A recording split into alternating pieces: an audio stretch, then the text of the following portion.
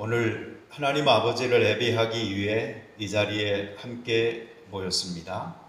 모두에게 하나님의 은총이 충만하길 바랍니다.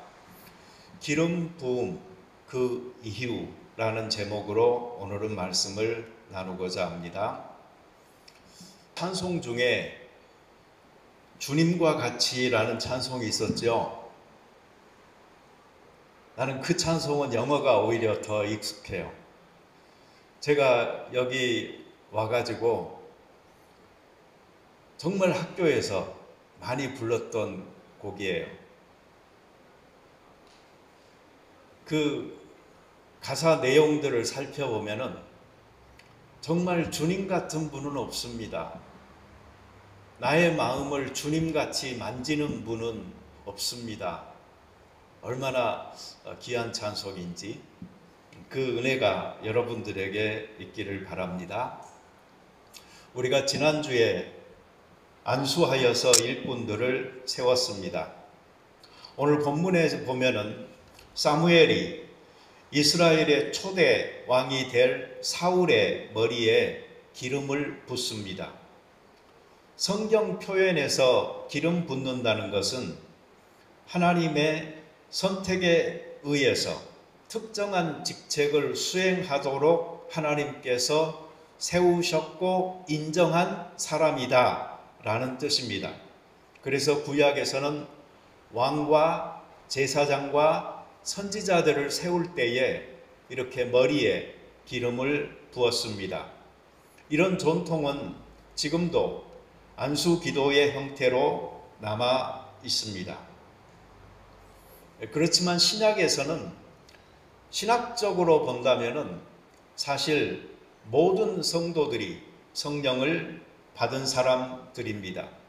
그래서 특별한 구분은 존재하지 않습니다.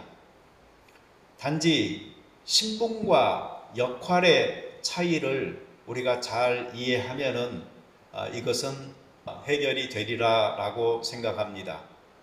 신분이라는 것은 좀 고정적 의미가 있지요.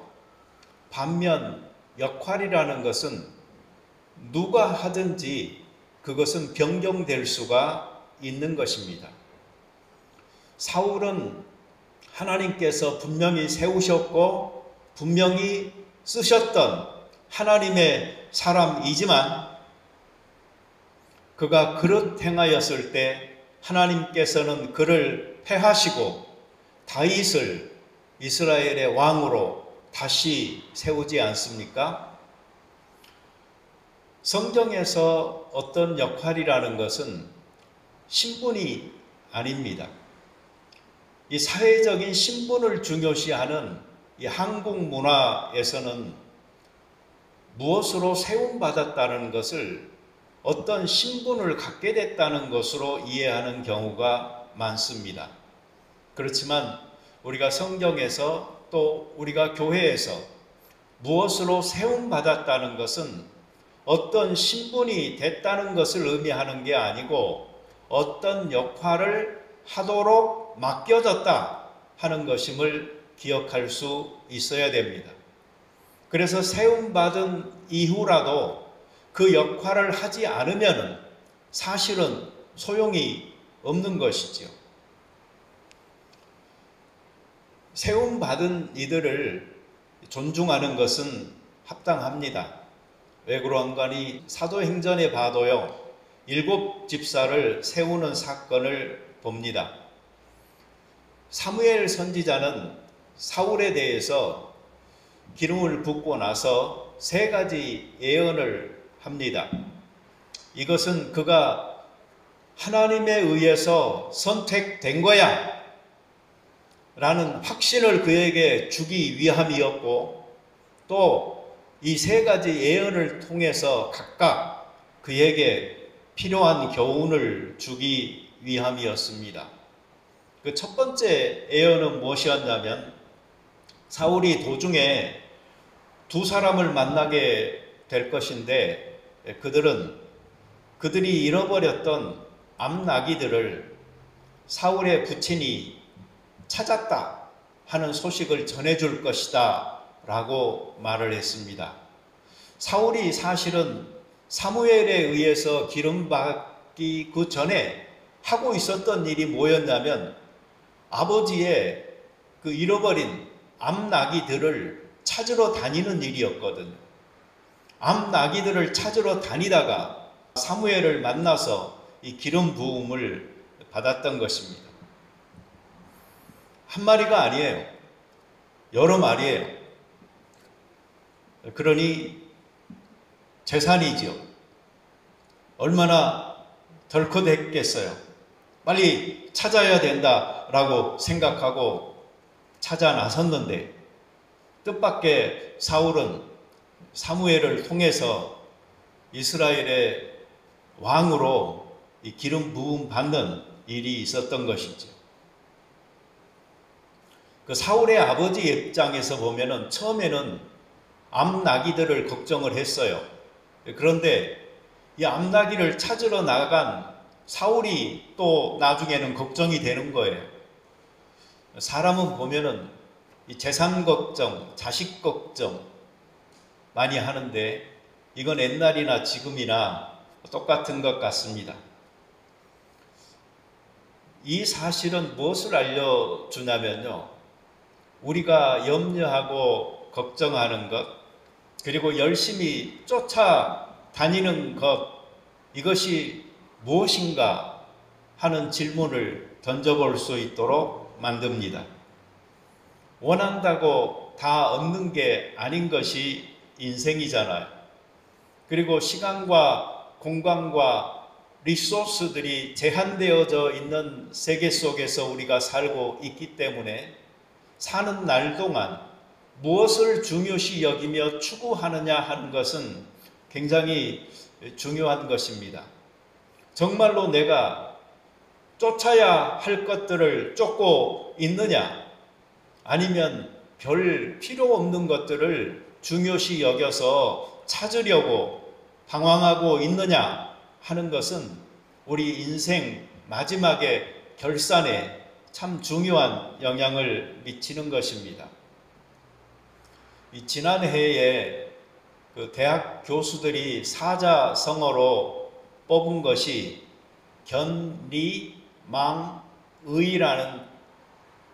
글이었어요. 사실 굉장히 슬픈 거죠. 이걸 보니까 의로움을 망각해버린다. 문장으로 봐도 사실은 이건 말이 안 되는 거죠. 그렇지만 지금 우리 사회가 또는 사람들이 살아가는 모습이 이런 현상으로 지금 나타나고 있습니다 하는 것을 경고하는 말인 것입니다. 원래 이 말은 견리사의라는 말이에요. 의로움을 생각한다. 이로움을 보니까 거기에 현혹되지 않도록 의로움을 생각하라 라는 그 말이에요. 저는 이 말을 어떻게 기억하고 있냐면, 여러분 제5공화국이라는 그 드라마 보셨어요? 옛날에. 거기에 보면은요, 그 박정희 대통령 그 시해 일어나기 전에 그 차지철 그리고 김재규 두 사람이 그 권력 싸움을 하면서요, 두 사람의 사무실을 막 이렇게 비춰주는 장면들이 나와요. 근데 나는 누구 사무실에서 그 액자가 걸려 있는지는 모르겠는데 그 견리사의라는 말이요, 사무실에 걸려 있던 걸 그 드라마에서 본 적이 있거든요. 그러면서 그때 생각했던 것이, 지금 쟤네들은 자기 눈앞에 그 권력을 추구하기 위해 지금 눈이 멀어서 저러고 있는데도 불구하고 저들이 일하고 있는 그 사무실 벽에는 사사로운 이익 앞에서 의로움을 생각하라라는 그 액자가 걸려 있구나 라고 생각을 했던 적이 있었어요. 내거는 기치는 따로 있고, 그리고 실제로 추구하는 것은 따로 있고, 이러면 안 되잖아요. 이익을 보면은 정의를 잃어버릴 것이 아니고 정의를 생각해야죠. 여러분, 돈 따라 가지 마시기 바랍니다. 돈이 사람을 따라가야지 사람이 돈을 따르면 요즘 말로 폭망입니다. 어떤 마지막 결과만이 아니고 그 과정 자체가 불행한 것입니다. 돈을 쫓는 인생은 그 삶 자체가 지옥입니다. 돈에 꼬이고 매이면 돈의 종이 될 수밖에 없습니다. 돈이 사람을 잡아 먹습니다.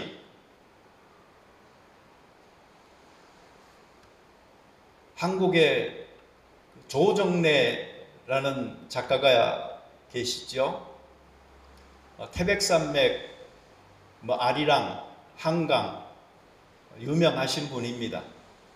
근데 이분이 요번에 또 다른 소설책을 냈다고 해요. 제목이 황금종이이더라고요.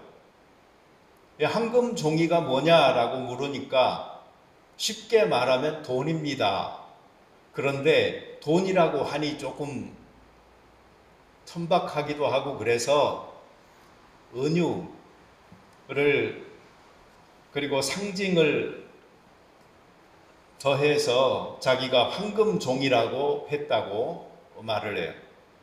그러면서 이분이 하는 말이 이 법적 소송이 걸리는 90% 이상이 다 돈 때문에 생기는 일이라고 하면서 돈이 인간을 지배하는 신으로 등장했다고 그런 이야기를 하는 것을 들었습니다. 잘 관리하고 쓰면은 정말 좋고 유익하지만 잘못 관리하고 쓰면은 우리 인생을 망치고 추하게도 만드는 것이 돈입니다. 이 교회에서조차도 어떤 사람들은 돈이 일을 하는 것으로 알고 있어요. 이건 얼마나 세상적인 것인지 모릅니다. 믿음의 일이라는 것은 믿음으로 하는 것입니다. 믿음이 있으니까 감당하는 것입니다.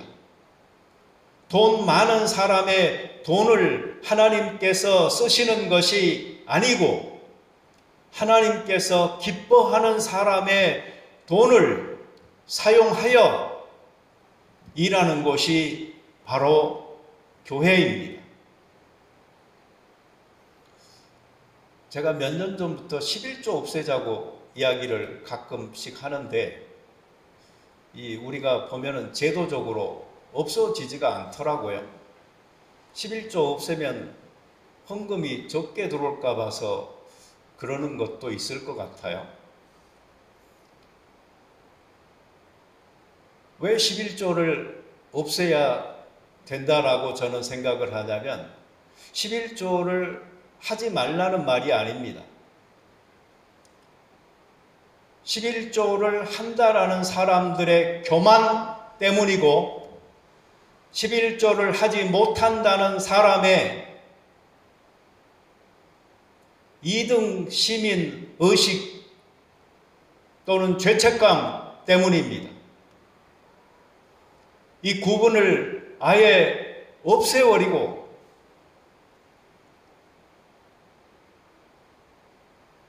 전부 다 저는 주정헌금으로 정하면 좋겠어요. 어떤 사람은 11조에 해당하는 주정헌금을 드리면 되는 것이고 어떤 사람은 자기 믿음의 형편에 따라 정한 금액을 드리면 되는 것이니까요. 올해 2월 달부터 한번 또 시도해 보시기 바랍니다. 난 회계 집사님이 11조 법부터 싹 없애고 주정헌금 봉투로 싹 갖고 오기를 바라는데 그렇게 될지 모르겠어요.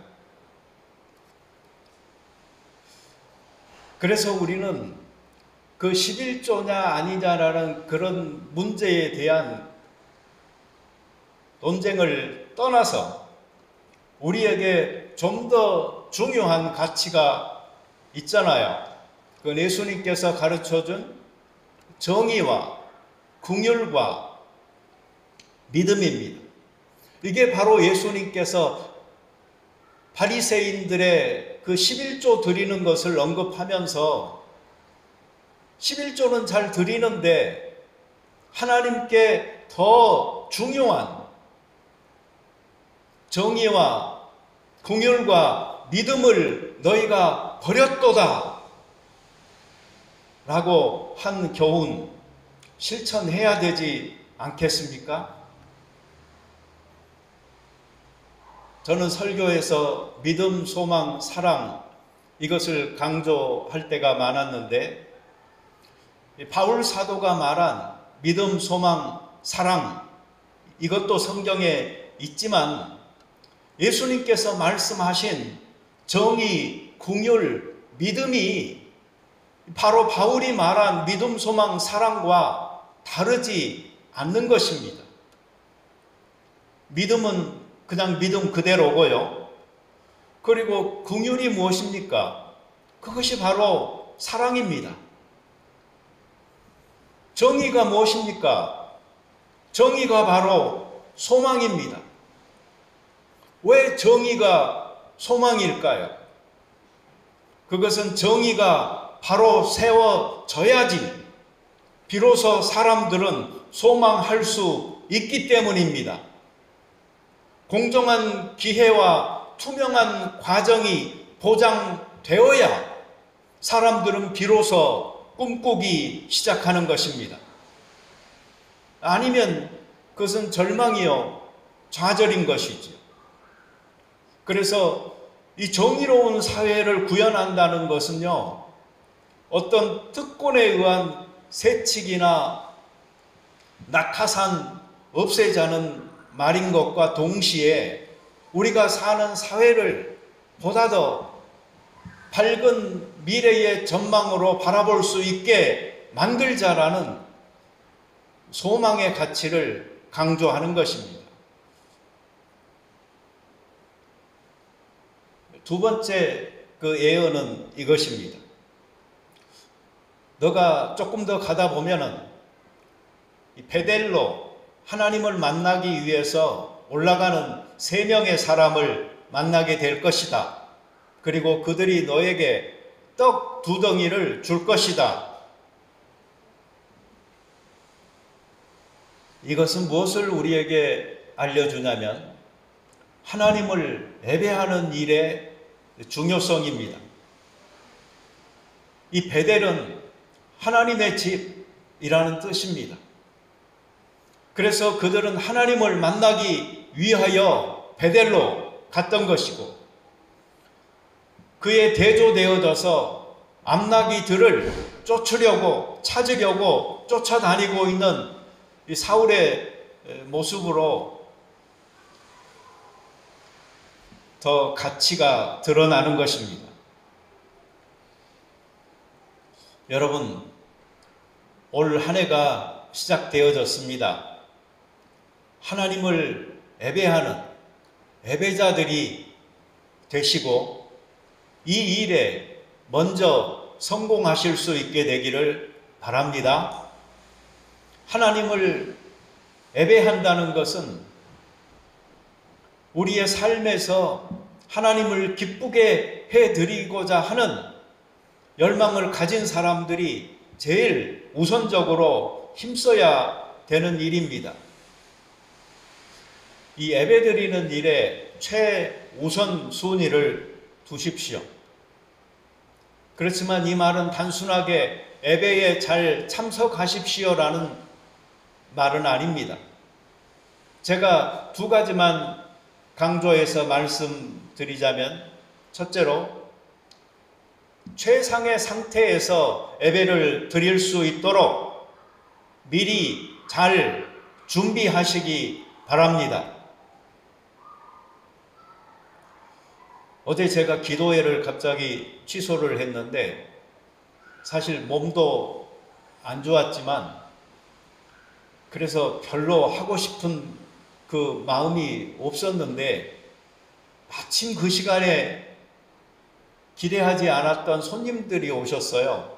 그래서 아이고 잘됐다, 그리고 제가 오늘 기도회 없습니다라고 광고 올리고 그분들과 이렇게 앉아서 이야기하는 시간을 보냈어요. 근데 우리 집사람하고 그분들을 하고 이 시골 출신이라서 그런지 뭔가 이 정서가 잘 맞아요.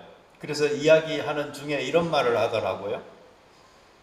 이 옛날 부모님들 그 예배에 참석하실 때 보면은 입던 옷 깨끗하게 빨아가지고 그 다리미질 하는데, 옛날은 다리미도 없었잖아요. 그러니까 그 숯 이렇게 얹어가지고 그걸로 이렇게 동전 같은 거 다리고, 또 입에다가 물 머금고 후 하고 뿌려가지고 그런 거 다 다리고 해가지고 준비해서 주일날 가시고 뭐 하던 이야기들을 두 사람이 신나가지고 열심히 하고 있더라고요. 그런 분들의 그 정성에 우리가 비해서 본다면 우리는 예배드리는 일에 사실은 많은 정성을 쏟고 있지 않습니다. 그냥 단지 겨우 그 시간에 참석해서 와서 앉아 있는 것이 아니고, 내가 제물이 되어져서 하나님 앞에 드린다 하는 마음으로, 그래서 나라는 제물이 최상의 상태가 되도록 준비하여서 드리는 그 예배가 귀한 것입니다. 둘째로는 예배를 잘 드림으로 이 정해진 장소에서 드리는 예배 시간만이 아니고 언제 어디서라도 삶의 예배를 드릴 수 있는 참된 예배자가 되는 것으로 발전해 나가야 된다라는 것입니다.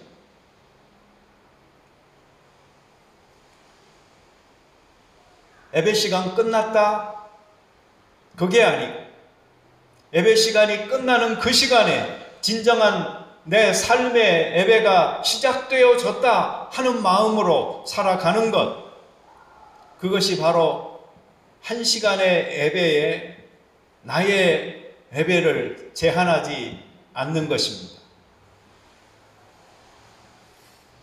여러분, 그렇다고 예배를 절대화하는 일도 없으시기를 저는 바라요. 우선순위를 둔다는 것과 절대화한다는 것은 차이가 있습니다. 비유하자면, 혹시 여러분 이런 말들 많이 들어보셨지요? 예배에 빠지면 찜찜하다. 예배 드리고 시작해야 일주일이 편하다. 헌금 많이 하면 하나님께서 더 사랑하실 거다. 주의 종 목사님께 잘해야 복 받는다. 이런 말이 맞나요? 틀리나요? 지금 마음속으로 틀리다고 말한 사람들은 회개해야 합니다. 까칠한 사람들이에요. 이런 말들은 약간의 모순이 있지만 대체로 맞는 말이에요. 맞으니 그렇게 하도록 해야 합니다. 만약 그렇게 하지 않으면 그것이 더 많은 문제인 것이죠. 그럼에도 불구하고 그렇게 하는 것을 절대화하지 말아야 합니다. 어떤 값을 집어넣으면 어떤 결과가 나오는 수학 공식과 같은 것이 아닌 것이죠. 안 그럴 수도 있기 때문에. 그러나 예배를 소중히 여기고 또 하나님께 드리는 일을 귀하게 여기고 또 주의 종이든 다른 성도들을 잘 섬기는 일을 열심히 한다는 것은 귀한 일이기 때문에, 그러나 그것을 절대화하여서 신앙으로 갖지는 말라라는 말입니다. 여러분, 예배에는 영광과 은혜가 있습니다. 하나님께서는 예배를 통하여 영광을 받으시고 은혜를 주십니다. 그리고 우리는 예배를 통해서 영광을 하나님께 돌리고 은혜를 받아서 누리게 됩니다. 은혜 중에 거하는 일이 왜 중요합니까? 은혜는 모든 것을 하나님으로부터 시작하게 만드는 것이고 진행하게 하는 것이고 마무리하게 하는 것이기 때문입니다.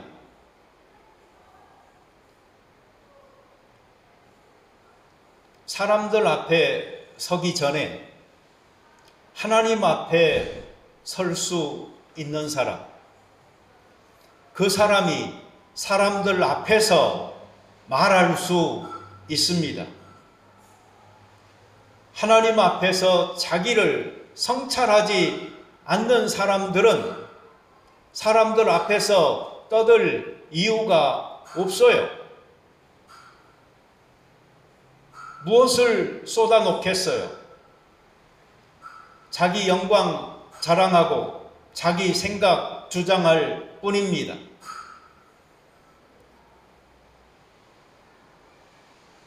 세 번째 예언이 있습니다.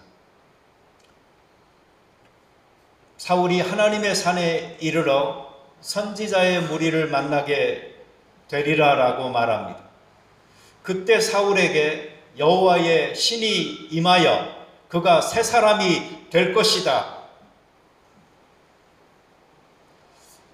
이것은 직분을 수행하려면 하나님의 신에 감동되어진 성령의 사람이 되어야 한다.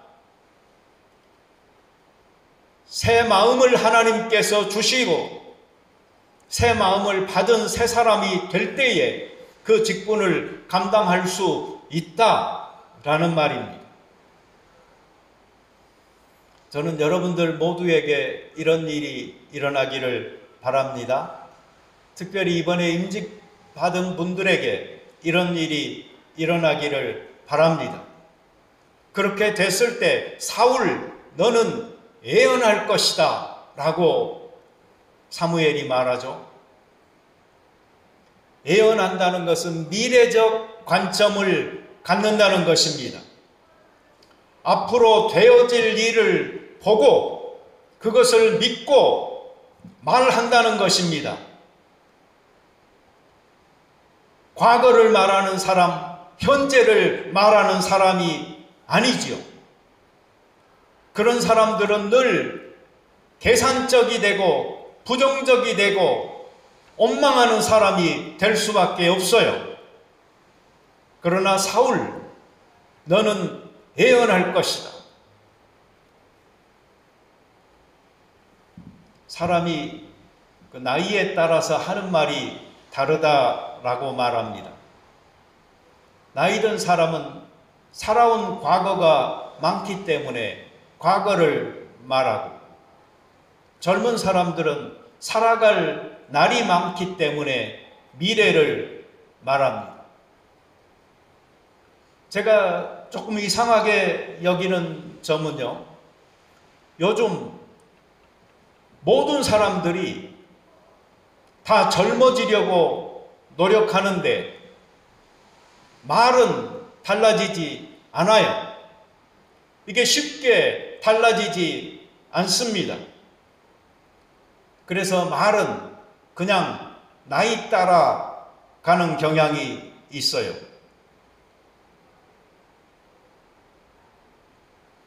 말을 젊게 하는 사람이 젊은 사람입니다.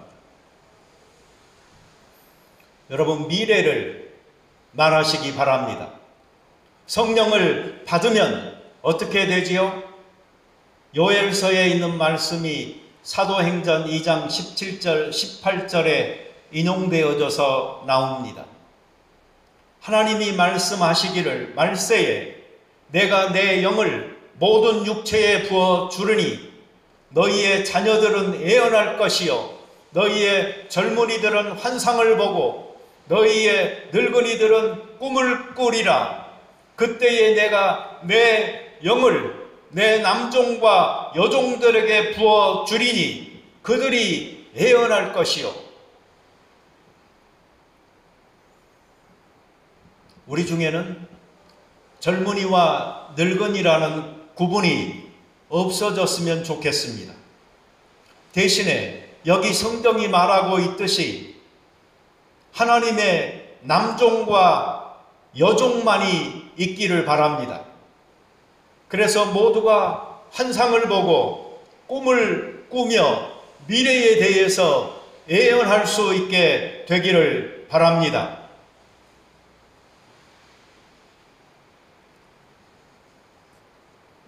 사무엘은 사울에게 기름을 부었죠.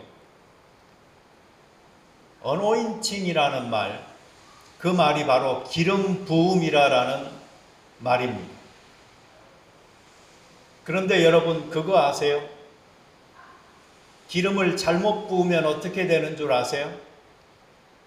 그냥 뺀질이가 됩니다.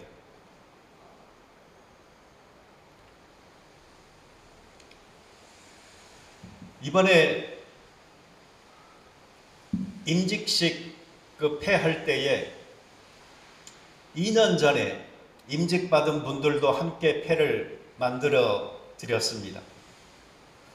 근데 이진호 집사님 것과 최호 집사님 것 이 날짜가 바뀌어가지고 임직폐에 있는 날짜로 보면은 최호 집사님이 2년 전에 임직받은 걸로 돼 있고 이진호 집사님이 요번에 받으신 걸로 그렇게 돼 있었어요. 제작한 사람들이 잘못했기 때문에 우리 이라 자매님이 다시 요청을 해서 지금 다시 받았습니다. 근데 호주에 도착한 게 아니고 지금 한국에 있어요. 영어 문장이에요. Old timers라는 말이 있어요. 이 말을 어떻게 번역하는 게 좋겠나 찾아봤더니 노땅이라고 나오더라고요. Old timers, 노땅. 2년 전에 되신 분들은요, 뺀질이, 노땅 되지 마시고 새로 출발하듯이 새 마음으로 잘 하시기를 바라고요.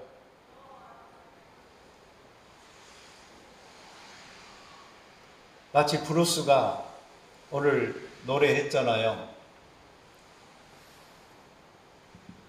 나에게 신선한 오일로 기름 부어주세요라고 노래했듯이 시간이 지나면서 퇴색되는 게 아니고 날마다 새롭게 새로워지는 귀한 일꾼이 되기를 바라고요.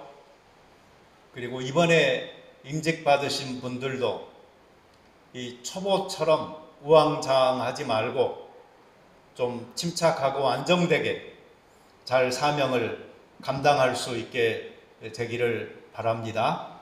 자비로운 주님, 우리에게 새로운 마음을 허락하여 주시옵소서.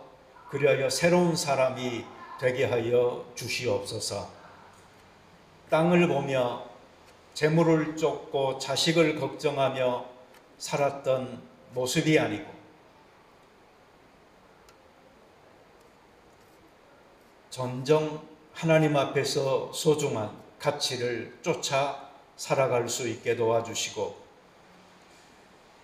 무엇보다도 예배에 있어서 진심인 사람, 그래서 예배를 참으로 준비하고 예배를 잘 드림으로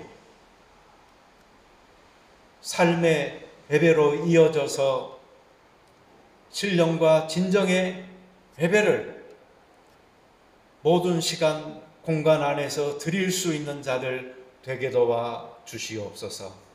우리가 과거나 현재의 얽매인 사람, 그래서 불평하고 계산하고 부정적인 말들을 쏟아내는 사람들이 아니고 하나님의 관점인 미래를 보고 꿈을 꾸고 환상을 보며 말할 수 있는 긍정적 사람들 될 수 있게 축복하여 주옵소서.